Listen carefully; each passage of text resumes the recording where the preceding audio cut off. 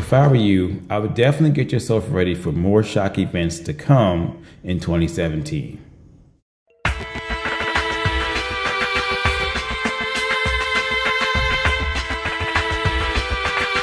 Hey everybody, what's up? And welcome to Social Thoughts with Dr. Nick. And I came across an essay that's been floating around the internet for the past week or two, I guess you could say. And it's written by Heather Richardson from Boston College. And it's about something called a shock event. And in the essay, she describes a shock event as, quote, such an event is unexpected and confusing and throws society into chaos. People scramble to react to the event, usually along some fault line that those responsible for the event can widen by claiming that they alone know how to restore order. She continues, when opponents speak out, the authors of the shock event will call them enemies, unquote. Now that's pretty interesting because you kind of saw that with the Muslim ban that happened over the weekend. And then the response was also pretty interesting from the Trump administration, where the acting attorney general decided not to enforce the ban. And of course, Trump fired her. And just to continue, and in my opinion, just the fact that Donald Trump used the term or phrase betrayal to describe the actions or inactions of the acting attorney general or former acting attorney general is very telling. Like, he viewed her as an enemy. Just think about that for a second. Now let's take it a step further about the concept of shock events, where they're actually used as a distraction for your real goal. Pretty much plain and simple. Because now everyone's looking over here and you're doing dirt over here and people aren't really paying attention to it.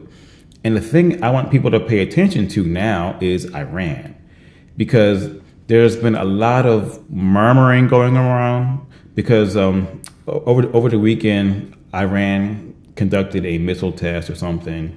And of course, there's a whole bunch of war hawks still in the administration that actually came over from the Bush administration. But still, I think that's the actual goal, to once again go ahead and attack more brown people. There's no shock there. But this time, I think things may go wrong, or not as smoothly, quote unquote, as other events in the Middle East or actions in the Middle East went. Because I wonder if Iran has any allies, and I wonder how they're going to react to a war, another war in the Middle East. They're going to get tired of this crap pretty quickly, if they aren't tired already. Just think about that. And granted, another war, or the start of another war, is another example of a big shock event. Just think about that, because I can tell you right now, I think this is all based on money. Like, back when I was coming up, there was that war, the first war, we're talking about no blood for oil. No blood for oil. But now it's like no money for oil, because think about who's going to make money if there's another war in the Middle East that we're involved in. And don't forget, his Secretary of State is an oil man from ExxonMobil, okay? So, and since Russia's almost number one export happens to be oil, who's going to make money? And I'm pretty sure Donald Trump's going to make some money on the back end too. Oil profits. So I'm pretty sure he doesn't give a damn about coal. I'm going to tell you that right now. So all those people in the Rust Belt, West Virginia and Western Pennsylvania and Ohio, where those coal miners are, forget about it. It's over. He doesn't give a damn about you guys. It's the oil. That's what you got to think about right now. And so, as I close out this video, I just want to say that, in my personal opinion, just me, I truly believe that there will be a lot more shock events to come.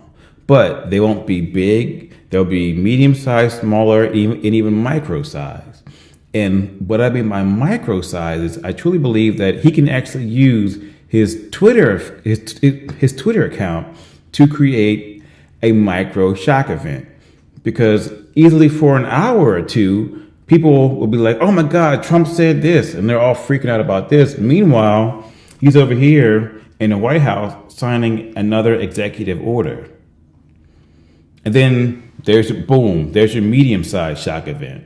So see what I mean? And then of course, war is the big, the big, huge shock event. But that's just my thoughts. If I'm wrong, I love to be totally wrong. But just think about it for a minute.